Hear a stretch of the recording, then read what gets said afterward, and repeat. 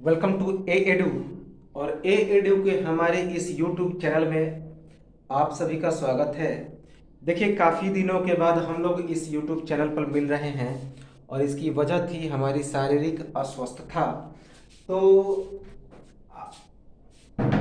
आप सभी को विदित होगा कि हम लोग अलाउद्दीन खिलजी के बारे में पढ़ रहे थे, खिलजी वंश के बारे में पढ़ रहे थे।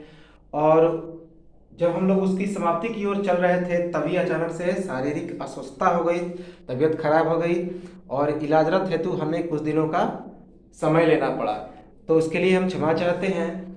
और आज से हम लोग फिर शुरुआत करते हैं खिलजी वंश के बारे में, मध्यकालीन भारत की इतिहास को आगे बढ़ाएंगे और आज खिलजी वंश को हम लोग समाप्त कर देंगे। तो उसके लिए हम क्षमा चाहेंगे जो आप लोग को इतना विलम्ब सहना पड़ा।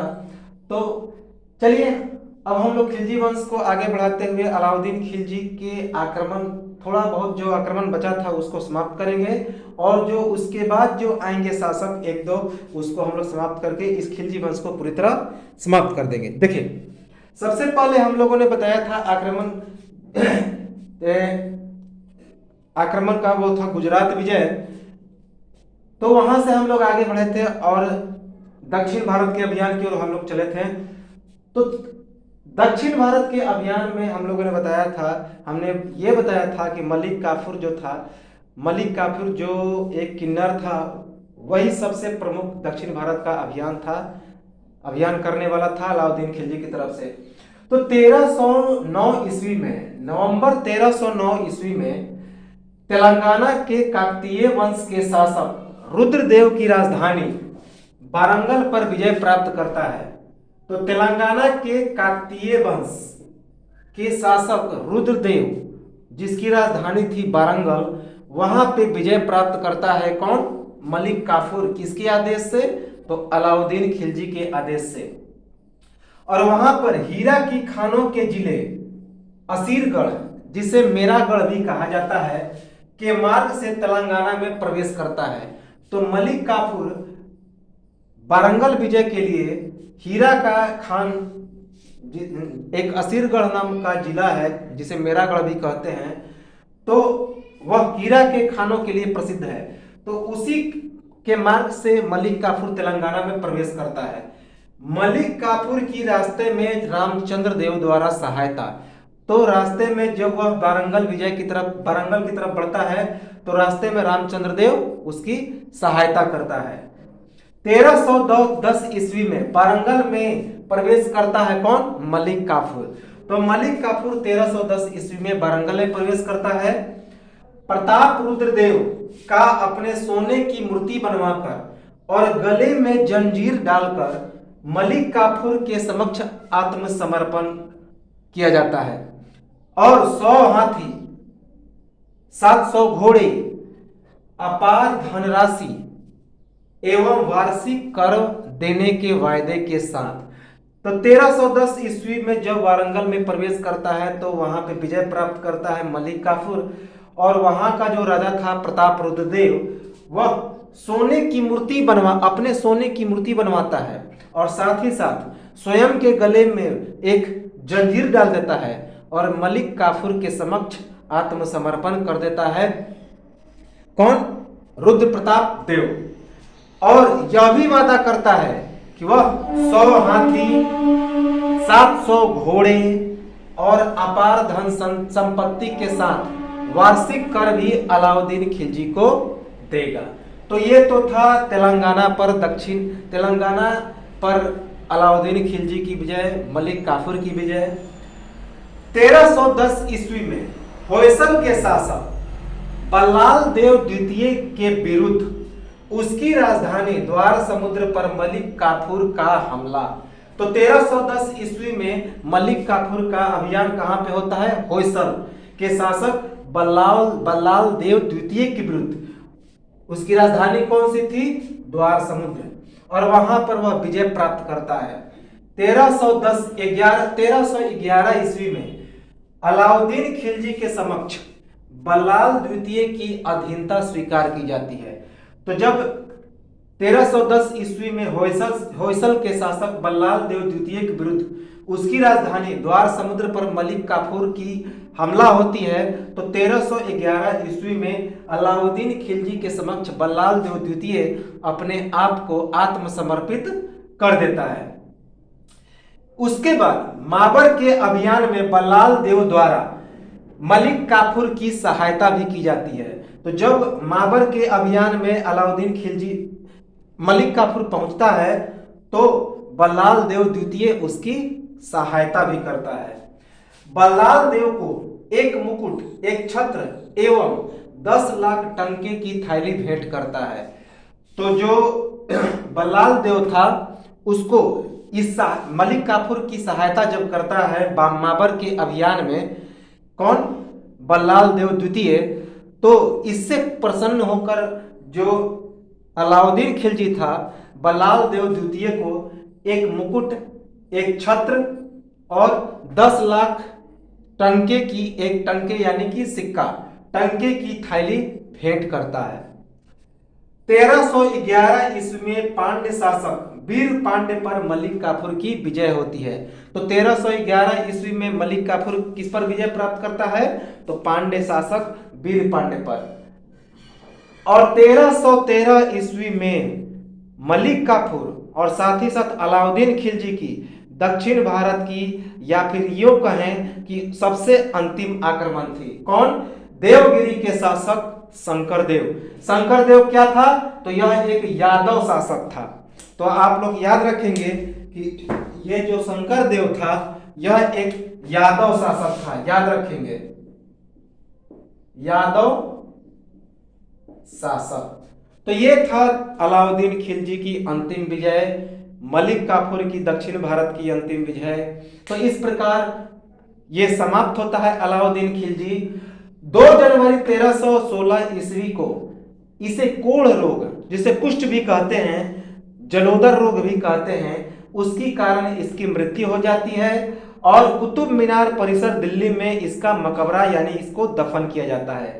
तो इस प्रकार ये खिलजी वंश का सबसे महत्वपूर्ण शासक यानी कि अलाउद्दीन खिलजी समाप्त हो जाता है। वास्तविक रूप से खिलजी वंश यहीं से समाप्त होता है, लेकिन कुछ इसके बाद शासक आते हैं जो छिटपुट, उनके कार्यों की चर्चा हम लोग कर लेते हैं और इसके बाद यह खिलजी वंश पूरी तरह से समाप्त हो जाएगा।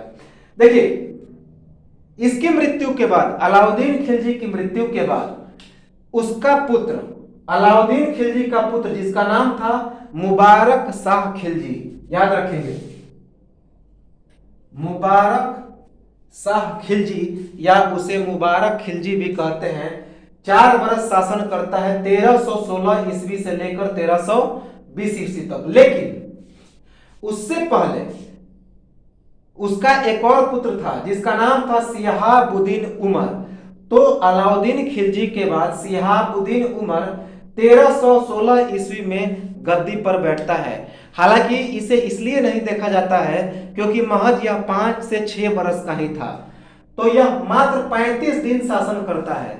तो अलाउद्दीन खिलजी की मृत्यु के बाद उसका 5 वर्षीय पुत्र, 5 या 6 वर्षीय पुत्र जिसका नाम था शिहाबुद्दीन उमर, यह 1316 ईस्वी में गद्दी पर बैठता है और महज 35 दिन शासन करता है क्योंकि उसकी उम्र बहुत ही छोटी थी और यह मलिक काफूर के संरक्षण में शासन करता है। तो याद रखेंगे इसका संरक्षण कौन करता है? तो मलिक काफूर, याद रखेंगे। तो मलिक काफूर के संरक्षण में यह मात्र 35 दिनों तक खिलजी वंश पर शासक बनता है। इसके बाद मलिक काफूर की हत्या कौन करता है? तो मुबारक शाह खिलजी। तो मुबारक शाह खिलजी 1316 ईस्वी में मलिक काफूर की हत्या करता है और इसकी हत्या करने के बाद, मलिक काफूर की हत्या करने के बाद यह गद्दी पर बैठ जाता है। यह भी जो मुबारक शाह खिलजी था अलाउद्दीन खिलजी का ही पुत्र था।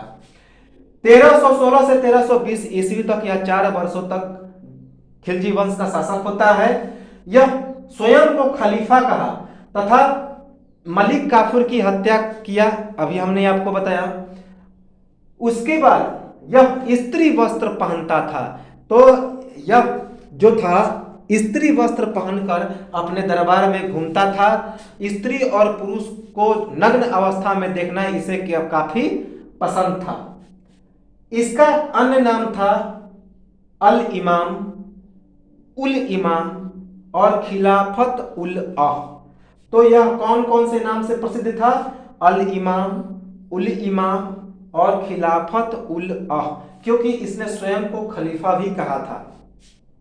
इसकी हत्या, इसका एक वजीर था, वजीर यानी सेनापति, जिसका नाम था नासिरुद्दीन खुसरो खां।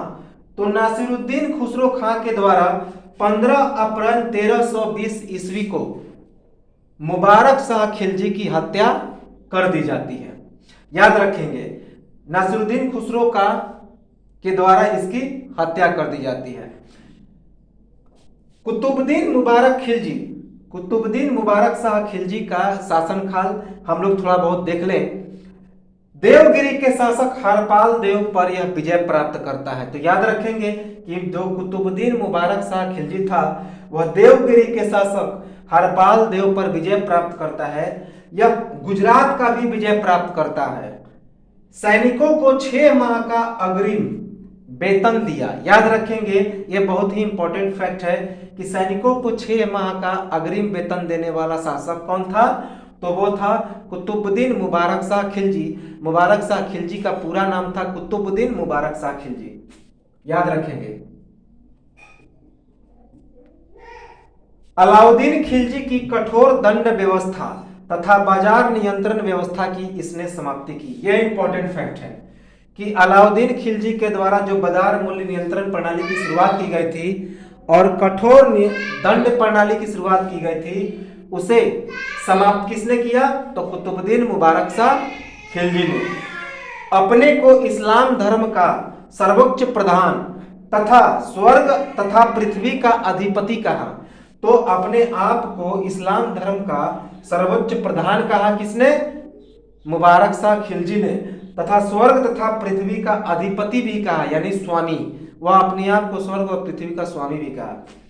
अल वासिक बिल्लाह की धर्म की उपाधि प्रदान की। तो इसने अपने आप को अल वासिक बिल्लाह की धर्म की उपाधि भी प्रदान की। अब सबसे अंतिम शासक खिलजी वंश का कौन सा था? तो अभी हमने बताया उसका वजीर, मुबारक शाह खिलजी का जो वजीर था नासिरुद्दीन खुसरो का, यह महज 3 से 4 महीना शासक रहता है और उसके बाद इसकी हत्या कर देता है कौन? गियासुद्दीन तुगलक। और यहीं से गियासुद्दीन तुगलक के हत्या के बाद तुगलक वंश की शुरुआत होती है और खिलजी वंश की समाप्ति होती है। तो नासिरुद्दीन खुसरो खां 15 अप्रैल से 7 सितंबर 1320 ईस्वी तक खिलजी वंश का शासक बनता है। कब? 15 अप्रैल से 7 सितंबर 1320 ईस्वी, यानी कि लगभग 5 से 6 महीना। यह अंतिम खिलजी शासक था। यह मूल रूप से हिंदू था, क्योंकि इसका नाम खुसरो शाह भी था। याद रखेंगे, क्या नाम था? खुसरो शाह। इसका मूल नाम था खुसरो शाह, लेकिन यह जब खिलजी वंश का शासक बनता है तो अपने आप को क्या नाम रखता है? नासिरुद्दीन खुसरो खां। यह मूल रूप से हिंदू था, इसका नाम खुसरो शाह था। यह अंतिम खिलजी वंश का शासक था। यह अपने आप को पैगंबर का सेनापति भी कहता था। मोस्ट इंपॉर्टेंट कि पैगंबर का सेनापति कहने वाला अपने आप को कौन सा शासक था? तो वो था नासिरुद्दीन खुसरो खां। इसकी हत्या सेनापति गयासुद्दीन तुगलक के द्वारा हो जाती है और इस प्रकार 1320 ईस्वी में खिलजी वंश की समाप्ति हो जाती है और तुगलक वंश की शुरुआत होगी। तो इस प्रकार हमने पूरा खिलजी वंश को यहाँ पे समाप्त किया और अगले वीडियो में हम लोग शुरुआत करेंगे तुगलक वंश की। तो आप लोग इसको स्क्रीनशॉट ले लें। और हम लोग काफ़ी दिनों के बाद मिले हैं तो थोड़ा सा वीडियो हम लोग फास्ट खींचेंगे और मध्यकालीन भारत के इतिहास को जल्द ही समाप्त कर देंगे। तो आप लोग इसका एक स्क्रीनशॉट ले लें। तो मिलते हैं अगले वीडियो में। धन्यवाद।